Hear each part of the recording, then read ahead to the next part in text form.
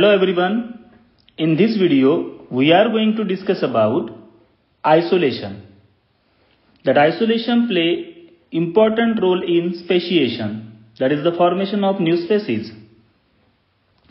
Any factor which prevents the interbreeding between even the related groups of organism is called an isolating mechanism. जब कोई भी factor species के interbreeding को prevent करता है तब उसे कहते हैं isolating mechanism. And the phenomenon of inability of living organism to interbreed is called as a reproductive isolation. और जो फिनोमिनन लिविंग ऑर्गेनिज्म को इंटरब्रीड होने से रोकती है उसे हम कहते हैं रिप्रोडक्टिव आइसोलेशन. तो हम इन डिटेल पढ़ेंगे आइसोलेशन के बारे में. That isolation is the separation of population of a particular species into smaller unit which prevents interbreeding between them. मतलब पॉपुलेशन का क्या होता है, यहां पर सेपरेशन होता है. Separation of population of a particular species into smaller सब यूनिट. मतलब समझो कि ग्रुप ऑफ इंडिविजुअल हो, that is the we can say population of a particular species. इनका छोटे छोटे सब यूनिट्स में सेपरेशन हो जाना. मतलब कुछ ग्रुप ऑफ इंडिविजुअल एक जगह चले जाना, दूसरे ग्रुप ऑफ इंडिविजुअल दूसरी जगह चले जाना. तो इस प्रकार से समझो इस पॉपुलेशन का छोटे छोटे यूनिट्स में सेपरेशन हुआ और इस सेपरेशन की वजह से ये इंटरब्रीड नहीं हो पाते, इनके बीच में इंटरब्रीडिंग नहीं होती और इसे ही कहते हैं सेपरेशन और isolation. Some barrier which prevent gene flow और exchange of gene between isolated population is called as isolating mechanism. कुछ बैरियर्स होते हैं जो इन ग्रुप ऑफ इंडिविजुअल्स में आइसोलेटेड पॉपुलेशन के जो जीन्स होते हैं वो एक्सचेंज नहीं होने देते. That prevent the some barriers, कुछ बैरियर्स होते हैं. तो इन बैरियर्स की वजह से क्या होता है, इनके बीच में एक्सचेंज ऑफ जीन्स नहीं होता, जीन फ्लो भी नहीं होता. The number of isolating mechanism are operated in nature and therefore divergence and speciation में ऑकर. अब देखिए आइसोलेटिंग मैकेनिज्म जो होते हैं वो नेचर ऑपरेट करता है और इसी वजह से डाइवर्जेंस होता है और न्यू स्पेसीज फॉर्मेशन होता है. जैसे कि ये जो है these are the barriers, okay. और इन बैरियर्स की वजह से अब रिप्रोडक्शन जो होने वाला है इनके बीच में ही होने वाला है, but not in between these two isolated groups और पॉपुलेशन. इनके बीच में ही होगा सेपरेटली. और इसकी वजह से क्या होता है, डाइवर्सिटी तैयार होती है और एक नई स्पेसीज फॉर्मेशन होता है, that is called as a speciation. The isolating mechanism are two types, namely geographical isolation and दूसरा है रिप्रोडक्टिव आइसोलेशन. तो सबसे पहले हम पढ़ेंगे geographical isolation. Geographical isolation is also called as a physical isolation because it occurs when an original population is divided into two or more groups of by barriers such as river, ocean, mountains, glacier, etc. इसे physical isolation भी कहा जाता है. समझो कि ये original population है. अब हुआ क्या है, बिकॉज ऑफ सर्टेन बैरियर्स ये जो ओरिजिनल पॉपुलेशन होता है ये सेपरेट हो जाता है इनटू टू और मोर ग्रुप्स. समझो कि यहां पर 3 ग्रुप्स तैयार हुए इस ओरिजिनल पॉपुलेशन से.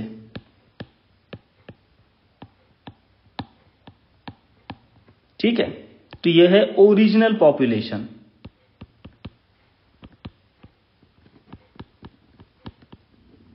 and this original population separated into smaller subunits or the groups. और ये सेपरेट कैसे हुए? बाय द रिवर और माउंटेन्स, ग्लेशियर्स एटसेट्रा। ठीक है ना, मतलब फिजिकल बैरियर क्रिएट हुए, जैसे कि रिवर है, माउंटेन है, ग्लेशियर्स है, ठीक है, ओशन वगैरह होते हैं, इनकी वजह से क्या हुआ? इनका सेपरेशन हुआ। And these barriers prevent interbreeding between isolated groups. और इस रिवर की वजह से, माउंटेन की वजह से, ग्लेशियर्स की वजह से, ओशन की वजह से ये जो दो ग्रुप्स है, इन दो ग्रुप्स के बीच में इंटरब्रीडिंग नहीं होगा। There will be no interbreeding between these isolated groups, because इनके बीच में क्या है? ज्योग्राफिकल बैरियर्स है। The separated groups are exposed to different types of environmental factors and they require new traits by mutation. अब होता क्या है? अब देखिए, जो अब सेपरेट हुए जो ग्रुप्स है, ये ग्रुप्स, इनके बीच में, दो अलग अलग ग्रुप्स के बीच में तो इंटरब्रीडिंग नहीं होने वाला है, तो ये अलग अलग प्रकार के एनवायरमेंट को एक्सपोज होंगे, अलग अलग एनवायरमेंटल फैक्टर को एक्सपोज होंगे। अब इसकी वजह से क्या होता है? ये नए ट्रेट्स फॉर्म करेंगे। हर एक ग्रुप जो होता है, they will produce their own traits by the mutations. इनके बीच में म्यूटेशन होगा, इनके जेनेटिक मटेरियल में चेंज आ जाएगा बिकॉज ऑफ एनवायरमेंटल इंटरफेरेंस। ठीक है, और ये क्या करेंगे? न्यू ट्रेट्स फॉर्म करेंगे। The separated population develops distinct gene pool and they do not interbreed. अब ये जो सेपरेटेड पॉपुलेशन है, ये अपना अलग अलग जीन पूल क्रिएट करेंगे और इसकी वजह से इन पॉपुलेशन का इंटरब्रीडिंग नहीं होगा। Thus new species have been form. अब इसकी वजह से क्या होगा? नई स्पेसीज फॉर्म होंगी। That leads to formation of new species. For example, Darwin's finches. Darwin's, इन्होंने इस बर्ड के ऊपर जो ऑब्जर्वेशन किया था कि अलग अलग प्रकार की उनको फिंचेस नजर आई, but because of environmental interference और environmental factors, the finches change their habitats, but all the finches have a common origin, like that. समझ में आया? तो उसे कहते हैं geographical isolation. Then second type है reproductive isolation. The reproductive isolation is the prevention of interbreeding between the population of two different or closely related species. मतलब population के दो डिफरेंट या फिर क्लोजली रिलेटेड स्पेसीज का इंटरब्रीडिंग नहीं हो पाता यहां पर। The reproductive isolation is the prevention of interbreeding between the population of two different or closely related species. It maintains the characters of species but can lead to the origin of new species. देखिए, ये जो species होती है वो character तो maintain करती है और that leads to origin of new species. The mechanism of reproductive isolation is explained by Stebbins. ध्यान में रखना है, in his book, that is the process of organic evolution. The mechanism of reproductive isolation is explained by Stebbins in his book Process of Organic Evolution. Then types of reproductive isolation. अब reproductive isolation के types कौन से होते हैं? These are prevent, पहला है pre-mating isolation. That reproductive isolation की वजह से भी नई स्पेसीज कैसे फॉर्म होती है? तो पहला है pre-mating isolation. This prevent the copulation and fusion of gamete of interbreeding और इंटरस्पेसिफिक क्रॉसेस। प्रीमेटिंग आइसोलेशन की वजह से copulation and fusion of gametes of interspecific crosses नहीं होता। ठीक है, मतलब सेम स्पेसीज के बीच में गमीट का फ्यूजन भी नहीं होता, कॉपुलेशन भी नहीं होता, एंड दैट में leads to origin of new species. तो ये प्री मेटिंग आइसोलेशन मतलब मेटिंग होने के पहले का आइसोलेशन। पहला है ecological isolation. The two species lives in different habitats and do not meet. One may be living in fresh water and other in sea. देखिए इकोलॉजिकल आइसोलेशन, यहां पर स्पेसीज एक ही प्रकार की होती है, बट एक जो होती है वो फ्रेश वाटर में रहती है तो दूसरी सी वाटर में रहती है, तो इनके बीच में मेटिंग नहीं हो सकता और उसे ही कहते हैं इकोलॉजिकल आइसोलेशन। और we can say habitat isolation, इसे हैबिटेट आइसोलेशन भी हम कह सकते हैं। For example two species of Rana that is frog, एक होता है पिग फ्रॉग और दूसरा होता है गॉफर फ्रॉग। गॉफर फ्रॉग, तो ये अलग अलग हैबिटेट्स में रहते हैं, तो इन फ्रॉग्स के बीच में मेटिंग नहीं हो पाती और उसे ही कहते हैं इकोलॉजिकल आइसोलेशन। आगे ध्यान में, then उसके बाद है next temporal isolation. The breeding season और a flowering time may be different in the two species, उसे कहते हैं टेम्पोरल आइसोलेशन। मतलब ब्रीडिंग सीजन या फिर फ्लावरिंग टाइम जो होता है प्लांट्स का वो अलग अलग होने की वजह से, दो स्पेसीज का टाइम जो होता है वो अलग अलग होने की वजह से उनके बीच में भी मेटिंग नहीं होती, फर्टिलाइजेशन नहीं होता, तो उसे कहते हैं प्री मेटिंग आइसोलेशन और प्रीजाइगोटिक आइसोलेशन भी कह सकते हैं। तीसरा है behavioural isolation. The males of one animal species are unable to recognise the females of another species as a potential mates, उसे बिहेवियरल आइसोलेशन कहा जाता है। दैट बिहेवियरल आइसोलेशन में जो एनिमल स्पेसीज होती है वो फीमेल एनिमल स्पेसीज को डिटेक्ट नहीं कर पाती, रिकॉग्नाइज नहीं कर पाती एज अ पोटेंशियल मेट करके, तो उनके बीच में भी फर्टिलाइजेशन नहीं होता, कॉपुलेशन या फिर गमेट का फ्यूजन नहीं होता, तो इसकी वजह से भी आइसोलेशन होता है। चौथा है mechanical isolation. The structural differences in a genitalia of the individuals belonging to different animal species interfere with the mating. अब जेनाइटल ऑर्गन्स जो होते हैं उनमें डिफरेंसेस आने की वजह से, चेंज आने की वजह से उनका मेटिंग नहीं हो पाता, उसे कहते हैं mechanical isolation. For example in Drosophila and Glossina, इसमें एग्जाम्पल ड्रोसोफिला और ग्लॉसिना, इनके बीच में क्रॉसिंग ओवर नहीं हो पाता। आगे ध्यान में, क्योंकि इनका जेनाइटल ऑर्गन जो होता है वो डिफरेंट होता है।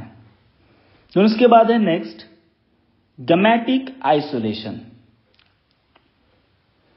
Gametic isolation, the sperms and ovum of the different species of animals are unable to fuse। जो स्पर्म और ओवम जो होते हैं अलग अलग स्पेसीज ऑफ एनिमल्स के, वो फ्यूज नहीं हो पाते। In plants the pollen coming from a different species may be rejected by the stigma. Gametic isolation because हर एक स्पेसीज जो होती है उनकी एक कैरेक्टरिस्टिक होती है, they are able to recognise their own kind of gametes. If it is correct type, it allow to fertilize, and if it is incorrect, it do not allow it to fertilize। आगे ध्यान में, तो उसे कहते हैं gametic isolation. क्या कहते हैं उसको? Gametic isolation. आगे ध्यान में, so this is about the pre mating isolation. अब टेम्पोरल आइसोलेशन का भी एक एग्जाम्पल है, जैसे कि American toad and Fowler's toad. American toad and Fowler's toad. अब ये जो अमेरिकन टोड है, that is Bufo americanus, breeds in early part of rainy season, early in rainy season. While Fowler's toad जो होता है वो रेनी सीजन के बाद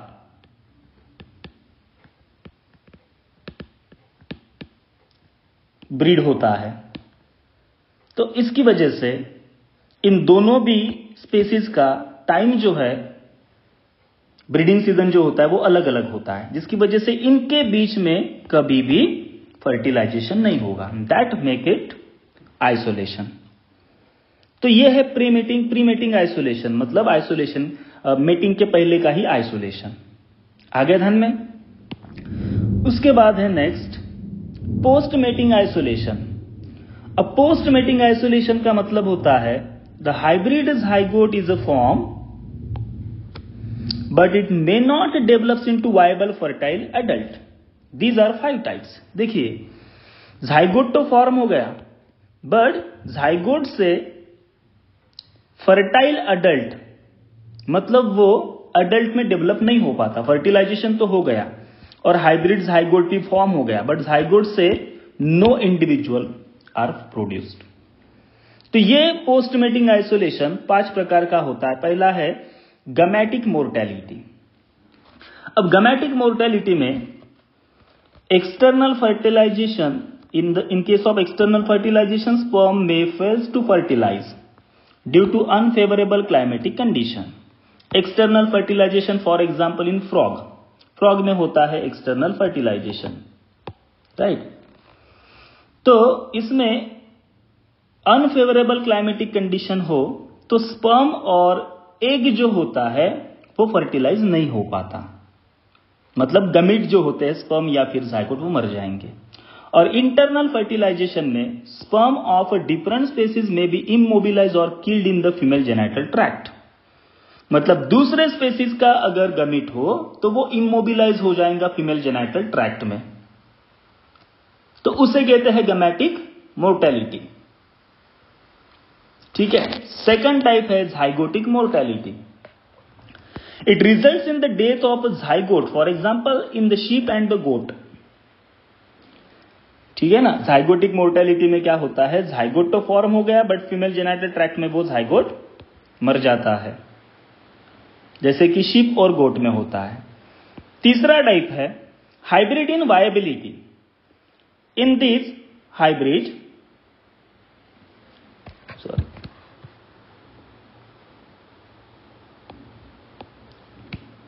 zygote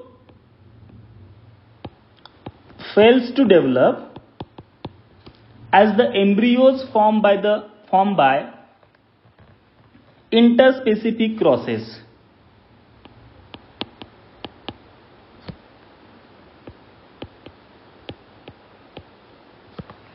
abort during development। देखिए, हाइब्रिड इन द वायबिलिटी। अब zygote तो फॉर्म हो गया, इस प्रकार के हाइब्रिड में होता क्या है, जो एम्ब्रियोज होते हैं वो इंटरस्पेसिफिक प्रोसेस द्वारा अबॉर्ट हो जाते हैं ड्यूरिंग डेवलपमेंट। मतलब zygote डेवलप हुआ, फीमेल जेनिटल ट्रैक्ट में उसका डेवलपमेंट स्टार्ट हो गया, बट जैसे स्टार्ट होता है डेवलपमेंट वो धीरे धीरे ग्रेजुअली डिजेनरेट हो जाता है या फिर मर जाता है, तो उसे कहते हैं हाइब्रिड इन वायबिलिटी। इसमें भी फ्रॉग एग्जाम्पल है कि गैस्ट्रुला स्टेज तक उसका डेवलपमेंट होता ही नहीं। मतलब सबसे पहले ये जो zygote होता है वो ब्लास्टुला में कन्वर्ट होता है, देन उसके बाद गैस्ट्रुला में फॉर्मेशन ऑफ एम्ब्रियोनिक मेम्ब्रेन होता है गैस्ट्रुला में। बट ये गैस्ट्रुला तक आने तक के प्रोसेस तक ये जो ब्लास्टुला होता है वही डिजेनरेट हो जाता है, उसे कहते हैं हाइब्रिड इन वायबिलिटी। देन उसके बाद है hybrid sterility. In most of the organism, hybrids are sterile due to incompatibility of the chromosome. बहुत से ऐसे ऑर्गेनिज्म में हाइब्रिड जो होते हैं वो स्टेराइल होते हैं, मतलब unable to fertilise, unable to produce gamete form नहीं कर सकते वो। और ये क्यों? Because of incompatibility of the chromosome. For example mule. अब ये जो म्यूल है वो हॉर्स और डंकी का क्रॉस करके प्रोड्यूस किया जाता है, ठीक है ना। पर ये जो म्यूल है ये स्टेराइल है, अनेबल टू फर्टिलाइज, क्योंकि इनके क्रोमोसोमल एबनॉर्मेलिटी होती है उस हॉर्स और डोंकी में। Mule is actually produced by crosses between male and mare, and hinny produced by crosses by genet and the stallion, male horse। पर इनके क्रोमोसोम की संख्या जो होती है 66 and 60, तो इसकी वजह से म्यूल जो होता है वो स्टेराइल फॉर्म हो गया, ठीक है। तो इस केस में भी मतलब फर्टिलाइजेशन नहीं हो सकता। एंड लास्ट वन है हाइब्रिड ब्रेकडाउन। अब हाइब्रिड ब्रेकडाउन क्या डिफाइन करता है? In certain cases hybrids are fertile but progeny is weak. Hybrid तो फर्टाइल होते हैं बट प्रोजेनी कैसे होती है? वीक होती है, एबनॉर्मल होती है या फिर स्टेराइल होती है, और उस फिनोमिनन को कहते हैं हाइब्रिड ब्रेकडाउन, ठीक है ना। Hybrids are fertile but progeny is weak. और इसमें एग्जाम्पल है gossypium, that is cotton. Cotton की स्पेसीज वगैरह हम कंसीडर कर सकते हैं, ठीक है। मतलब कॉटन का जो प्लांट फॉर्म होता है उस प्लांट में जो आने वाले सीड्स होते हैं उसके द्वारा जो नया प्लांट फॉर्म होने वाला होता है वो वीक भी हो सकता है, एबनॉर्मल भी हो सकता है या फिर स्टेराइल भी हो सकता है। उसे कहते हैं हाइब्रिड ब्रेकडाउन। तो आर्टिफिशियल क्रॉस द्वारा हम हाइब्रिड फॉर्म कर सकते हैं, बट उस हाइब्रिड से जो नई स्पेसीज फॉर्म होती है वो वीक भी हो सकती है, एबनॉर्मल भी हो सकती है या फिर स्टेराइल भी हो सकती है।